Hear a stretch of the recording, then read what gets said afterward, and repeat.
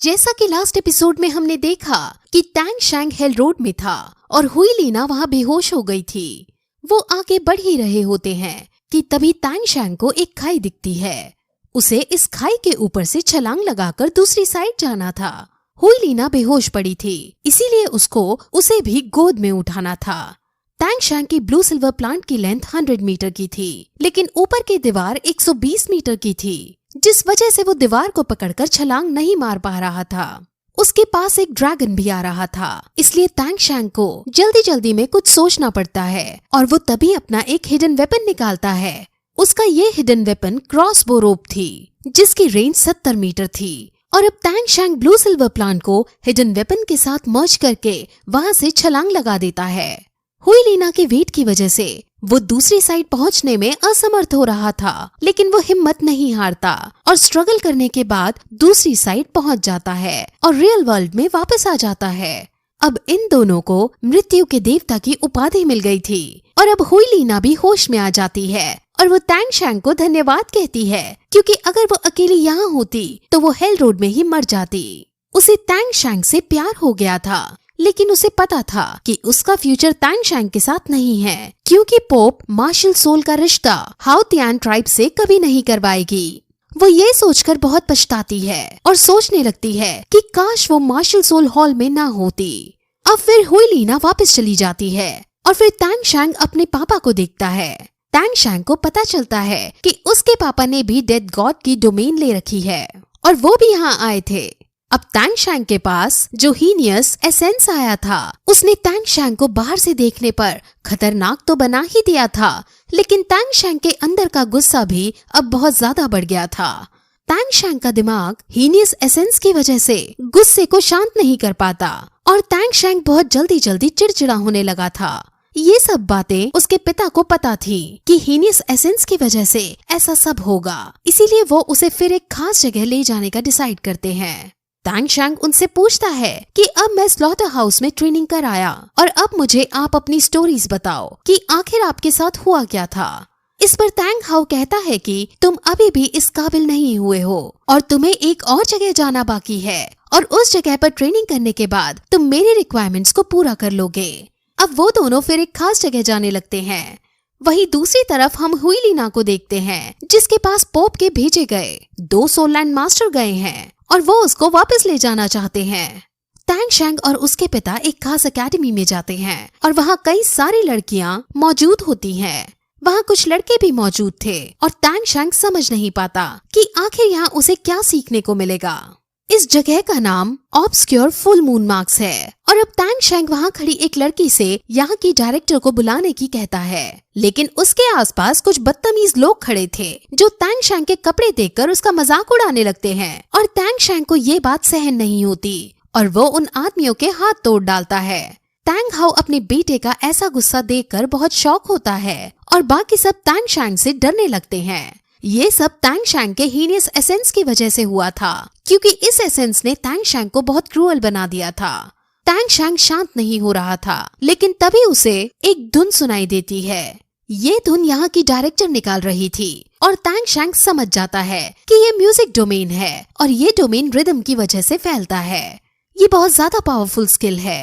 Tang शैंग समझ जाता है कि ये ग्रेट सोललैंड मास्टर हैं और ये म्यूजिक में एक्सपर्ट है। अब डायरेक्टर आगे आती है और डायरेक्टर का नाम यू हुआ है।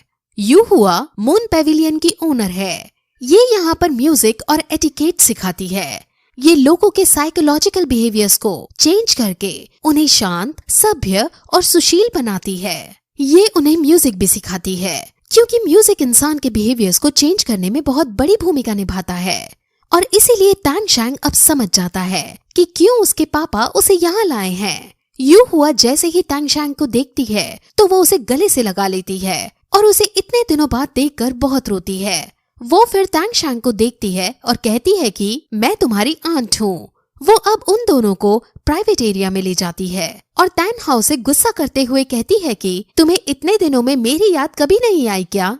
असल में टैंग शैंग के पास मर्डरस और आ गया था, जो साफ होना बहुत जरूरी था। और अब टैंग हाउ टैंग शैंग के मर्डरस ऑरा के बारे में बताता है और यू हाउ उसे चिंता ना करने को कहकर ये बताती है कि वो इसको आसानी से साफ कर सकती है। अब फिर तैंग हाओ अपने बड़े भाई के बारे में बात करता है और उससे पूछता है कि वो कैसे है, जिस पर यू हुआ कहती है कि वो हमें अपना हाल कभी नहीं बताता है और हमेशा वो उदास ही रहता है। लास्ट टाइम जब मैं घर गई थी तो वो हम तीनों की तस्वीर निहार रहा था और पहले के दिनों को याद कर रहा था। वो अब तैन हाओ से वापस घर चलने को कहती है और अपने बड़े भाई को देखने को कहती है, लेकिन तैन हाओ मना कर देता है क्योंकि वो अब वापस ट्राइब नहीं क्रिएट करना चाहता। यू हुआ जिद करने लगती है, लेकिन तैन शान समझ जाता है कि पापा क्यों वापस घर नहीं जाना चाहते हैं। वो यू हुआ से कहता है कि ऐसी बात नहीं है कि पापा घर नहीं जाना चाहते, लेकिन बात ये है कि वो घर जा नहीं सकते क्योंकि उनकी बॉडी अब उनका साथ नहीं देती। ये सुनकर यू हुआ बहुत ज्यादा शॉक होती है और अब तैन हाओ भी अब ये कह देता है कि घर जाकर मैं कुछ नहीं कर पाऊंगा और वहाँ मैं एक यूजलेस बंदा होऊंगा। अब तैन हाओ अपने बेटे से कहता है कि तुम यहाँ 1 साल तक ट्रेनिंग करो और 1 साल बाद मुझे वैली में आकर मिलो, और फिर वो उसे ये कहकर चला जाता है कि तुम्हें अभी ज्यादा खतरा बाहर के एनिमी से नहीं बल्कि तुम्हारे भीतर पनपने वाले एनिमी से है। अब तैंग शैंग समझ जाता है कि तैंग हाओ खुद एक पावरफुल योद्धा थे, लेकिन वो अपने दिल को काबू नहीं कर पाए और उनकी फीलिंग्स की वजह से वो धीरे धीरे कमजोर हो गए और अपने आप को यूजलेस कहने लगे। वो नहीं चाहते थे कि उनका बेटा भी उनकी तरह ताकतवर तो हो लेकिन अंदर ही अंदर कमजोर हो जाए, इसलिए वो उसको अंदर से स्ट्रॉन्ग बनाने के लिए इस जगह लाए थे। अब तैंग शैंग को ये डाउट हो रहा था कि ये हाथ जो लोगों को मारने के काम आते हैं वो कभी क्या गाना बाजा भी बजा पाएंगे।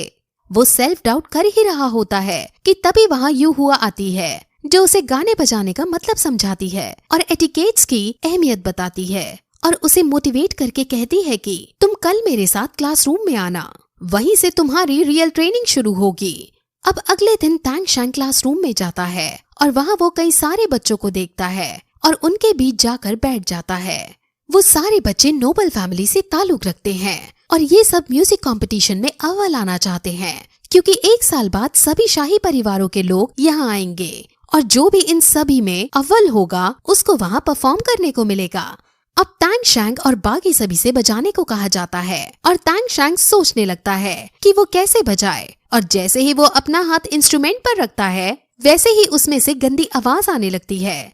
ये देखकर सब बच्चे तैंग शैंग का मजाक उड़ाने लगते हैं और तैंग शैंग की भी मर्डरस ऑरा एक्टिवेट होने लगती है और उसे गुस्सा आने लगता है। उसके ऑरा को देखकर आसपास के लोग डर जाते हैं, लेकिन तभी यू हुआ अपना इंस्ट्रूमेंट का एक स्वर बजाती है। जब वो मधुर स्वर तैंग शैंग के कान में जाता है तो वो एकदम शांत हो जाता है और उसका मर्डरस ऑरा शांत हो जाता है।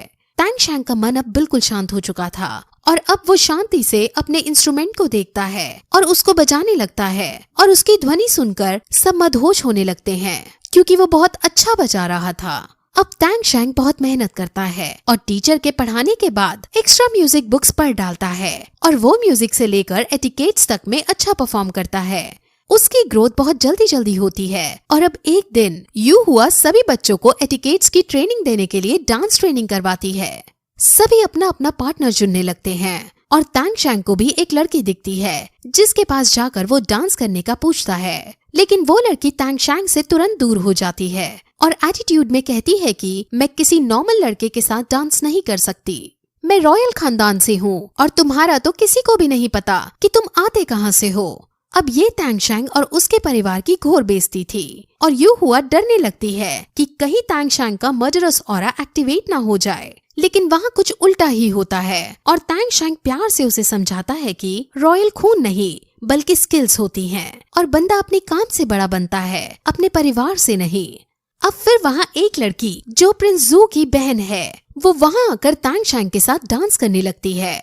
यू हुआ तैंग शैंग की तारीफ करती है और कहती है कि एटिकेट्स का सबसे पहला रूल यही होता है कि हम सभी को एक समान समझकर उसके साथ अच्छा बिहेव करें, और ऐसा तैंग शैंग ने अच्छे से किया है। तैंग शैंग इतने दिनों से हार्ड ट्रेनिंग कर रहा था, इसीलिए वो मर्डरस ऑरा को शांत कर पाया।